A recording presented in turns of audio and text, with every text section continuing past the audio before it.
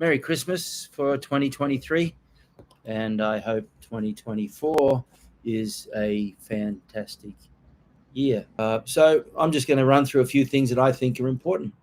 First of all, enjoy the Christmas season, even if you're not a Christian, doesn't matter, because the energy of the world at this time of year is spectacularly fresh and happiness and goodwill and this sort of thing and love. So enjoy it, and spread it out. And, when you greet people, greet them honestly with a real smile and a real sense of love. Um, for the new year, for 2024, make it a good new year. And the best way to do that is plan it well.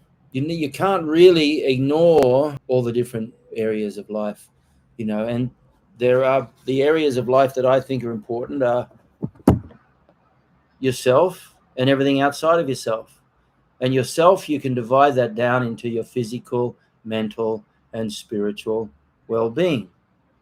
Outside of yourself, you've got your social world, your financial world, your vocational world, your family world, and you have to take all these into account when you're planning the new year.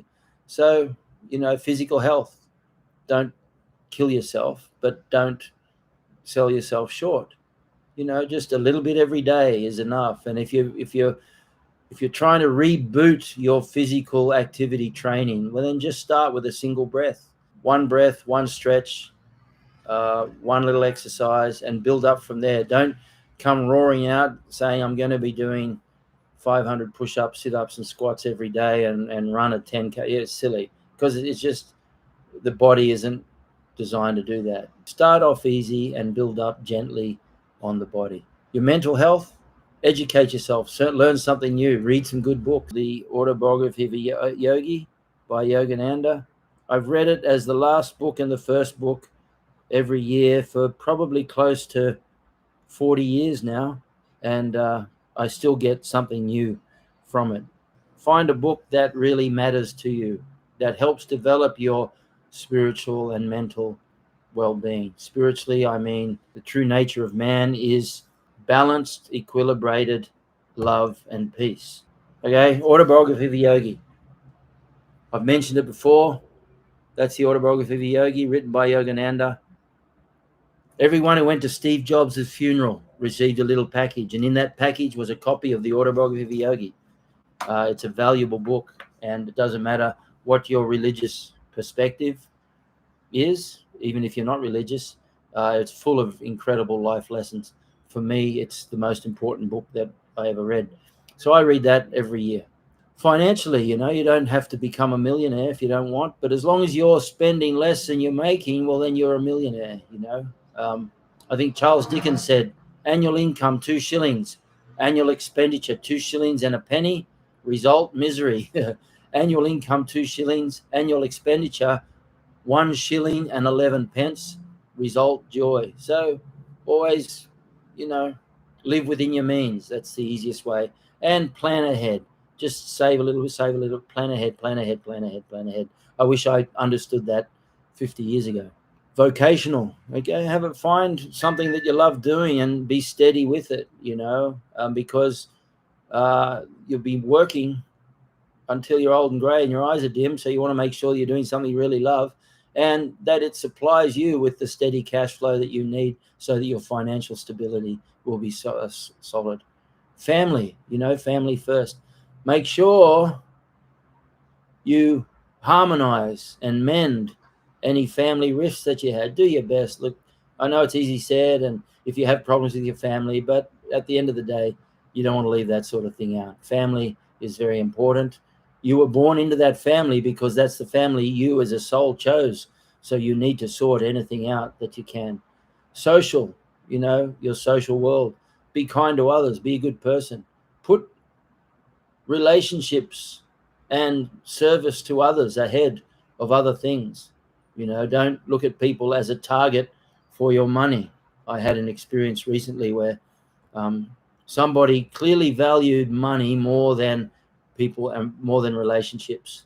And I can tell you now, it's going to be very difficult for me to ever have a relationship with that person again, because I understood that that person placed money ahead of relationships. Be of service to others, be kind to others, develop harmony, be a good friend.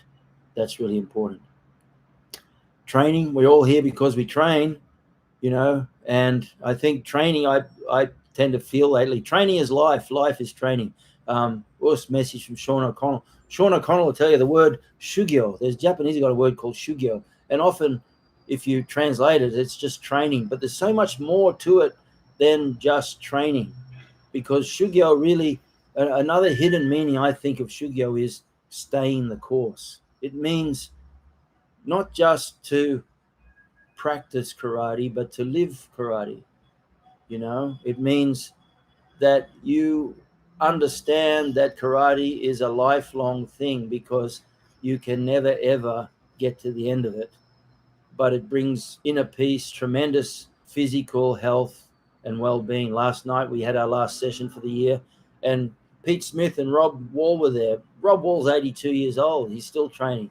Pete Smith, I think, is probably at least 75, 76, and they're still training. And they were both training when I was a kid, so we're all still training together. So you want to make training as much a part of daily life as eating and breathing and that sort of thing. It doesn't mean that every day has to be the hardest training session that you've ever done. Training coach Ian King, he said something which I really love. Train today so that tomorrow's training can be the best it can be. And that's a really good way. Don't overdo it. Don't underdo it. Do what's right. But remember, be confident in pulling back every now and then and recognizing how your body changes with time. But also don't underestimate what you can achieve. The number one goal, no injuries. If you can get to the end of the year without an injury, I think you've achieved a mighty, mighty thing. Don't get injured. You get injured, you're out for a week, a month, 3 months, and sometimes that's enough to steer you away from training for life. So number one goal at all time, don't get injured. Number two goal, be a good training partner. Help everyone around you to be the best that they can be, and clearly everyone gets better as the lake rises. The Japanese word kaizen, which kaizen kind of means incremental improvement. Okay, so you keep improving according to a set, clear plan. I think that's really important. You don't just kind of keep doing the same thing over and over and expect a different result, as Einstein's famous for saying. That's ridiculous. What you want to do is you set a plan. It can be a weekly, a monthly, a quarterly plan. Okay, if you want a hand with that, let me know. I've got whole books on it. Remember what I said about shugyo. Shugyo, another way of saying shugyo is, in Japanese, is minitsukeru. You want that training to become part of your cells. There is no part of your body which isn't involved in your training. So I think that's really, really important. That minitsukeru means it becomes part of your flesh and blood, and I think that's really important. Life is long, so think long term, but also life is very short, so don't waste time. You got to go steadily, but don't waste time. The number of people I run into who say, yeah, I'll come back to training, they never do, because they want to come back in perfect conditions. Life isn't perfect. Like John Lennon said, life is what happens while you're making plans to be happy. As far as training goes, you just got to train, just got to do a bit of training. Life is long, think long term. Life is short, don't waste time. You don't put off what really matters. And assess what really matters to you. Assess your value system, your belief system. Ask yourself, the things that you believe in and the things that you base your decisions on, are they really making you happy? Because as Yogananda said, everything that everyone ever does, from the philanthropist who gives away billions to the mass murderer, they're all doing the things for the same goal, and that is to remove some sense of pain and want, and to achieve some state of happiness. Now, clearly, some people have got it wrong, that the way they're doing it doesn't bring them that unbroken sense of ongoing joyful happiness, or it doesn't remove any pain or want. People who do drugs are the same thing. People who drink too much are the same. It's a very temporary removal, and it just exacerbates the problem. So remember, your value system and your belief system should be based around long-term sense of removal of pain and want, and a sense of ongoing happiness. I'll finish with that beautiful sentence by Yogananda: beware of the emotional reactions to the inevitable fluctuations of the phenomenal world. The phenomenal world is this world. It's happy, sad, glad, mad, hot, cold, summer, winter, pain, joy. Okay? And that's the phenomenal world. Every action has an opposite and equal reaction. The law of thermodynamics says nothing's destroyed, it just takes a different form.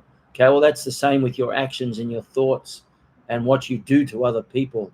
Okay, remember that everything balances out. So the nature of the world is a duality. So remember that. The nature of the world means that if you're experiencing those fluctuations, don't let your emotions get carried away with them. Beware of the emotional reactions to the inevitable fluctuations of the phenomenal world. It happens.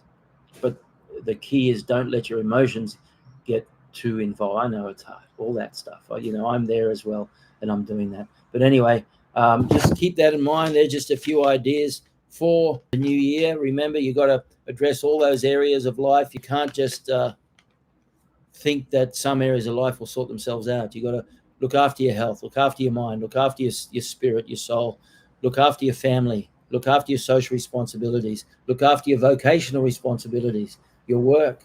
If your work, someone's paying you to work, do a good job. Okay. And if you don't like it, we'll find a better job. Okay. And your financial responsibilities.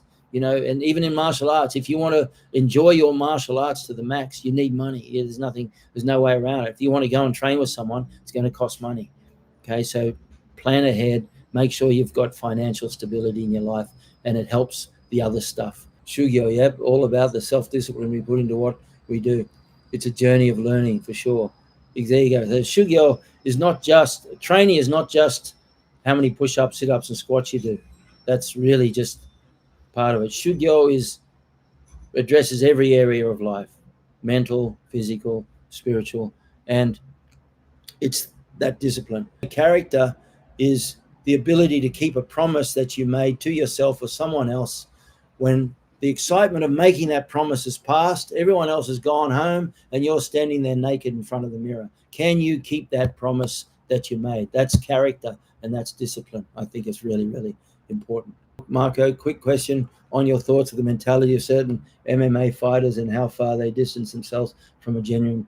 Well, look, some MMA fighters are genuine martial artists. Some are just professional sportsmen who understand that controversy attracts bums on seats, and so they'll play the bad boy if they want to, and they'll end up making millions for it.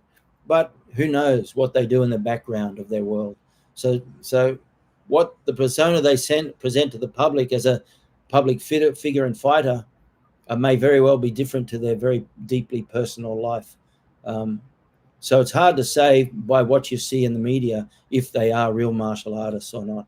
They're certainly real fighters. There's no doubt about that. But fighting, as you know, is just part of the martial arts. So, it's a personal thing, I think. Yogananda said that even on a scientific level, they just haven't discovered what love is. But love is the magnetic attracting force within creation. Okay, love is everything. After 30 years since I first had the honor of training with you, I still get compliment, guys. Good on you, Craig. That's very nice of you to say that. And it's a real exciting thing to think that after all these years, people are still nice enough to come and send a message. Look, guys, just a quick message. Have a great Christmas. Have a fantastic 2024. Thank you for all your support, my Patreon family, friends. Gosh, you've really made it possible for me to do all these. Next year, I'm going all the way with the app, and I'm going to populate that app with a couple of thousand videos on every aspect of training that I'm able to address. It's going to be a very exciting year, and I hope you're all part of it. Thanks, guys. Have a great Christmas, and I look forward to seeing you in the new year.